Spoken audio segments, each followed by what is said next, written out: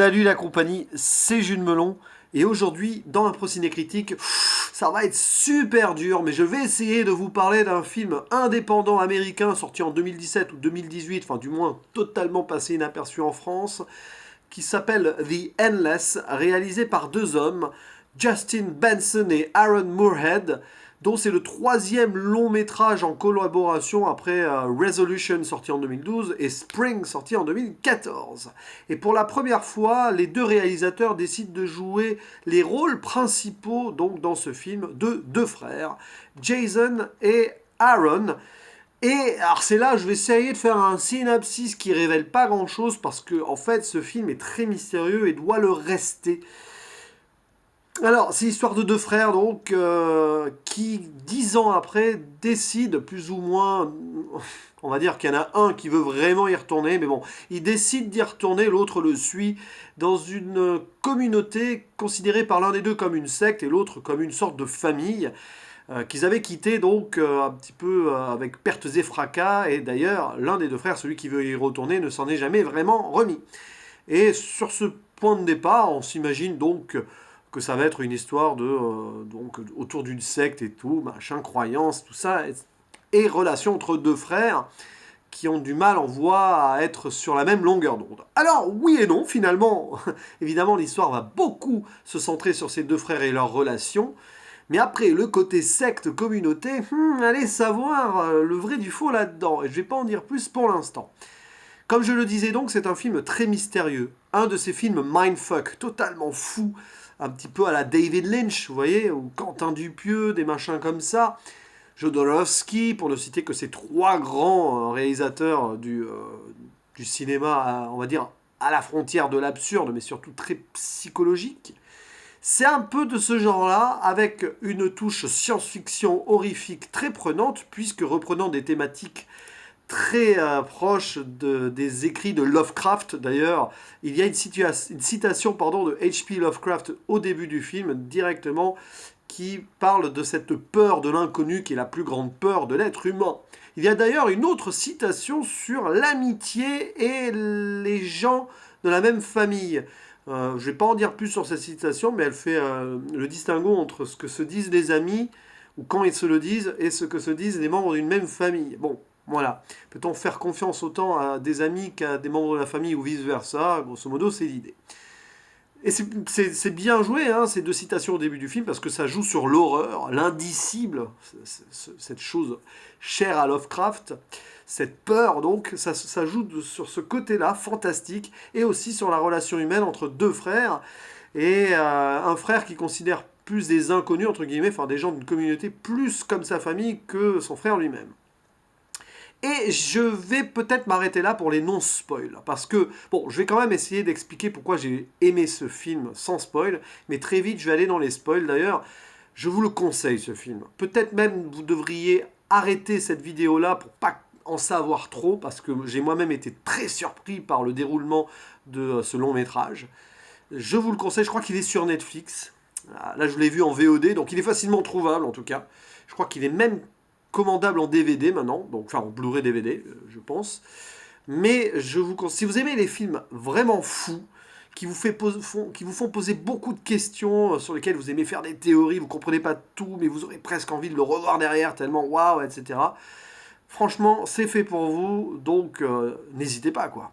Sinon, avant d'aller dans les spoils obligatoires, pourquoi j'ai aimé? Bah, en fait, j'ai pas été trompé sur la marchandise. Moi, on m'a vendu ce film comme quelque chose de très inspiré de Lovecraft, entre autres. La citation dès le début, elle te met ça directement sous les yeux, donc forcément, ça s'apparente presque à du fanservice, quand, comme moi, tu aimes bien ce qu'écrit Lovecraft. Et en plus, j'ai été rassuré parce que des potes à moi, cinéphiles, tels que Romain Rimbaud ou Nicolas, alias Administrator, Artopolis, ont beaucoup aimé ce film et me l'ont conseillé. Et, euh, et ils avaient raison, c'est vraiment très bon. Et pour un film indépendant, en plus, c'est super bien fait. Visuellement, il y a des choses. C'est plus dans la sensation que dans le visuel, d'ailleurs, que ce film épate. Parce qu'au final, la réalisation est bonne, mais c'est pas non plus extraordinaire. Mais c'est très bon, quand même. Les acteurs font le boulot. les deux là qui jouent, c'est marrant parce que les deux réalisateurs qui jouent des frères, c'est très crédible. On sent que les deux se connaissent depuis longtemps, il y a une vraie alchimie entre eux. Après, le reste du casting, voilà, ça passe, quoi. C'est assez flippant, il y a quelques personnages creepy, donc, dont celui qui accueille, enfin, dans cette communauté ou secte, on sait pas trop, celui qui accueille avec un grand sourire comme ça, ça plante le décor. Bon, il y a des petits défauts, quelques petites longueurs, des conversations, tout ça, on ne sait pas trop pourquoi c'est là, mais c'est pour on va dire, aller plus loin dans la psychologie des personnages, ouais, mais franchement, l'ensemble est génial, et puis, dans la peur, dans le fantastique et le côté SF, c'est super parce que ça va crescendo. Alors il faut s'accrocher, les 30-40 premières minutes du film c'est pas qu'elles sont lentes, mais ça prend le temps de placer les pions sur l'échiquier et c'est très bien fait d'ailleurs, je trouve quand même, parce que c'est pas pour t'en mettre plein la gueule de suite, il n'y a pas de jumpscare. Voilà, c'est très loin du cinéma blockbuster horrifique ou fantastique qu'on peut avoir chaque année. Bon, il faut s'accrocher. Ne lâchez pas prise. Oui, c'est possible qu'au bout de 30-40 minutes, vous soyez en disant bon, allez, ça avance un peu. Mais on voit venir les choses, on sent que ça va partir en cacahuète ou qu'il va y avoir de la tension et tout. Et c'est dans ce crescendo-là que ce film vraiment en impose. Parce que plus on avance dans le film, plus on est là. Et à la fin, tu termines en apnée, quoi. Voilà. Donc, si vous aimez Lovecraft, Lynch, même la série Lost, j'en parle ici, j'expliquerai peut-être avec quelques spoils, mais moi qui adore cette série Lost, qui a adoré cette série, une de mes séries préférées à vie, il y a des trucs qui ressemblent, voilà, sur Lost, ils sont perdus sur une île dont ils ne peuvent pas sortir parce qu'ils sont crachés là, machin et tout. Ici, ils sont dans une communauté où il se passe des trucs autour, on ne sait pas trop, et ils ont du mal à la quitter aussi, et il y a plein de petits trucs qui rappellent cette série. Je ne sais pas si c'est une inspiration, mais bon, en tout cas, moi, ça m'a rappelé des très bons souvenirs. Voilà, je suis assez nostalgique de cette série. Bref, si vous aimez toutes ces thématiques-là, foncez Carpenter aussi, Stuart Gordon évidemment, parce que c'est l'un des rares réalisateurs qui a consacré énormément d'œuvres à adapter plus ou moins du Lovecraft. Franchement, foncez, vous n'en ressortirez certainement pas déçu. Mais ce film appelle à plusieurs visionnages, et d'ailleurs le fait de faire une impro cinécritique comme ça, à chaud, après un seul visionnage, je vais forcément oublier des trucs, mais c'est pas grave. Je passe au spoiler direct, parce que là, je vais très vite révéler des parts de l'intrigue. Donc, si vous avez vu ce film, restez avec moi, sinon, à plus tard. Spoiler donc, est-ce vraiment une secte? Alors, ils y retournent dans cette secte parce qu'ils ont reçu une VHS d'un des membres de secte et tout, qui disait, ah voilà, en gros, sacrifice et tout. Et bah, je sais pas, l'un des deux frères a envie d'y retourner. Il faut dire qu'il a du mal à vivre sa vie depuis ces 10 ans où il est parti. Il n'arrive pas, voilà, à se faire à la société, alors que l'autre frère, lui, y arrive. Et il n'a qu'une envie, c'est revenir dans ce camp de hippie communauté machin pour y vivre tous les jours une vie de bohème, à fumer, à boire et à faire des trucs avec ses potes. Alors que l'autre, il est établi, il est tranquille. Et il essaye d'aider son frère qui va pas bien depuis plusieurs années. Il y a eu des thérapies et tout. Et là, bon, il se dit, ok, on y va, on y retourne. Peut-être qu'en y passant un jour ou deux là-bas, maxi, ça va t'enlever ça de l'esprit et tu reviendras un peu plus guéri. Ils y retournent donc, mais une fois sur place, ils vont pas y rester un jour ou deux, etc. Ils vont pas vraiment pouvoir en partir. Parce que ce n'est pas vraiment une secte. C'est une communauté incroyablement soudée, oui, mais qui vit dans le culte, oui, donc on est quand même pas loin d'une secte, dans le culte d'une sorte d'entité plus ou moins cachée dans les bois ou dans le désert alentour.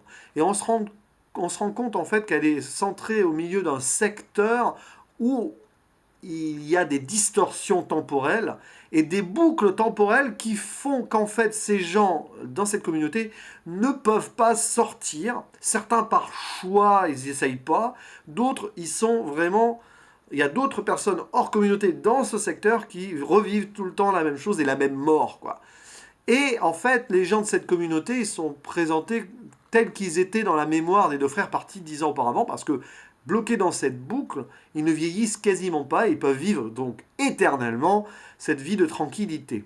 Sauf qu'il y a une dualité là-dessus. Vie de tranquillité pour eux, oui, parce qu'ils ont assumé, ils vouent un culte à cette entité qui peut-être les laisse vivre cette tranquillité paisiblement, alors que d'autres, perdus dans ce secteur, qui ont voulu se rebeller et tout, sont condamnés à revivre en boucle la même mort, ou presque, sur quelques secondes, quelques heures, quelques minutes, quelques jours, ça dépend, parce qu'il y a plusieurs boucles.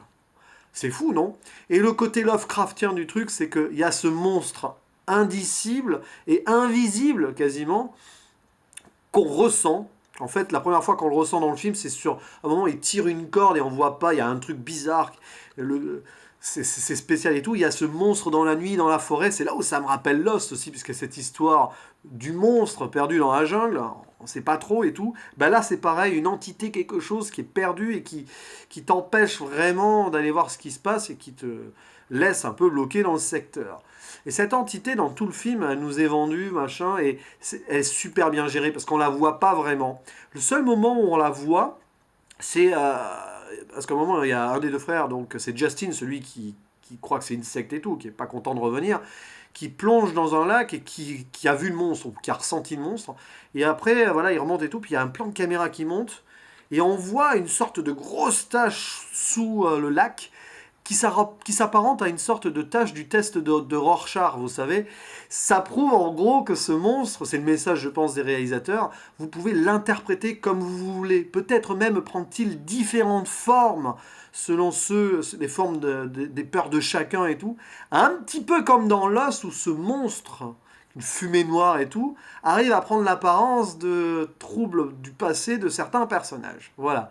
Vous voyez, je fais beaucoup de références à Lost, mais ceux qui connaissent cette série, je pense, ne me contrediront pas. Bref, le monstre, on ne sait pas trop ce que c'est, mais alors, ces pertes de boucle temporelle, plus on avance dans le film, et vers la fin, c'est juste fou. Le dernier tiers du film est génial. Quand l'un des frères veut rester, mais l'autre, il dit non, tu vois bien que c'est pas possible et tout. Finalement, ils décident plus ou moins de partir ensemble. Il y a aussi des histoires avec des lunes, parce qu'il y a deux lunes, puis à la troisième lune, ça sera l'ascension, et bon, moi, là, je vais pas aller dans ces détails-là, parce que je vous avoue qu'il faudrait un visionnage supplémentaire et vraiment des analyses poussées pour expliquer ce que ça peut vouloir dire. Bref, les deux frères essayent de sortir de ce labyrinthe, de ce triangle des Bermudes, de ce secteur temporel improbable, et ils vont y arriver au moment où la troisième lune, en fait, va être à son zénith, et où les autres membres de la communauté vont faire une sorte de sacrifice rituel qui va probablement leur refaire vivre une boucle, je sais pas, de 10 jours peut-être pour eux, je ne sais pas, enfin de plusieurs jours. Et c'est à ce moment-là où on croit qu'ils vont pas y arriver, mais ils passent à travers la sorte de glace, machin, c'est un peu comme Under the Dome, hein, si vous voulez aussi. Et ils arrivent à sortir de là, happy end et tout. Alors, ouais, peut-être la fin, happy end, ça peut être... Ouais, on se dit, ouais, ce genre de film aurait pu mal finir. Et non, je trouve, parce que grâce à cette fin, on revient sur la thématique humaine des deux frères, puisque à la fin, ils ont réussi à sortir, parce qu'ils ont à nouveau réussi à se faire confiance l'un l'autre et à se réconcilier.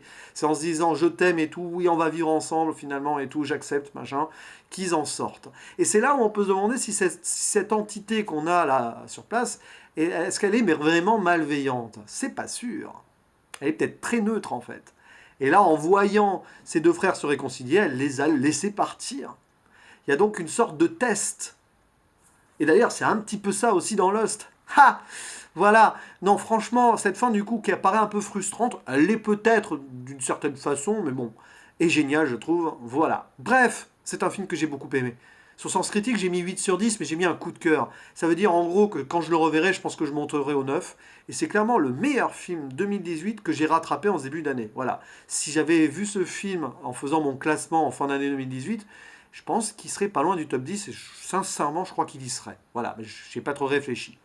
Et il y a d'autres petits trucs aussi, d'autres petits clins d'œil, parce que ces deux scénaristes, réalisateurs et tout, ont fait une référence à un de leurs films donc précédents que je n'ai pas vu, Résolution, en reprenant des personnages, et deux personnages de Résolution, les deux personnages principaux, qui sont bloqués dans une boucle.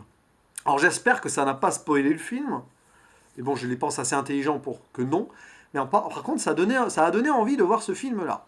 Et il paraît que Spring, sorti 2 ans après, est très bon aussi.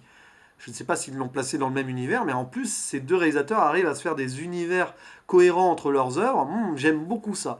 Et ils vont sortir un nouveau film cette année, apparemment, que j'espère voir être distribué, qu'on n'attend pas 2 ans pour le voir. Voilà. Bref, beaucoup de thématiques intéressantes dans ce film. La thématique aussi de la routine sans fin du quotidien, parce qu'un des deux frères, lui, apprend à vivre cette vie routinière dans la vraie vie, mais avec les prises de risques qu'on peut avoir. On ne sait pas de quoi chaque jour sera fait, malgré la routine, alors que l'autre, lui, il a peur de ça, et il est prêt à vivre cette boucle, en fait, la boucle de vivre chaque jour comme étant le même, mais au moins en s'amusant et sans avoir de problème avec la communauté qui est sa vraie famille. Moi, je trouve ça intéressant. Et du coup, le titre The Endless peut avoir plusieurs interprétations. Est-ce qu'on est prêt à vivre une boucle infinie en étant heureux, mais en vivant absolument la même chose de façon infinie, endless, donc avec des gens dans une même communauté, ou alors est-ce qu'on est prêt à vivre dans la vie de tous les jours avec certes cette routine, mais une possibilité infinie, endless possibilities, de péripéties, de rencontres potentielles dans la vie de tous les jours, dans la vraie vie, quoi. C'est un peu la question ici qui est posée. Et c'est intéressant. Bref, un film très psychologique qui mériterait des heures d'analyse. Ma vidéo est déjà assez longue, je trouve, je pense, enfin, j'en sais rien. J'ai perdu la notion du temps en la faisant, comme j'ai perdu la notion du temps en voyant ce film. Waouh, c'est fou. Mise en abîme. Oui, d'ailleurs, à un moment dans le film, il y a une mise en abîme. On voit une partie de film qui est reprise par une vidéo et tout. Oui, parce qu'il y a des histoires de vidéos aussi. Cette entité enregistre des vidéos et les recrache partout. Et on revoit des trucs du passé, machin. Il y a un hangar avec des centaines de vidéos qui datent depuis les années 40, etc. Bref, c'est d'une richesse absolue. Ce film mériterait d'autres films pour enrichir, je trouve, l'histoire, tellement c'est passionnant et prenant. Et peut-être d'ailleurs que le prochain aura un lien avec celui-ci. Allez savoir. Bref, je vous recommande, bon, maintenant si vous êtes arrivé là, vous l'avez vu, mais je vous recommande de revoir, si vous voulez, ce film The Endless, parce que je pense que ce sera sans fin là aussi au niveau du plaisir à le revoir et des interprétations potentielles qu'on pourra en faire. Voilà, je vous dis à la prochaine. Ciao.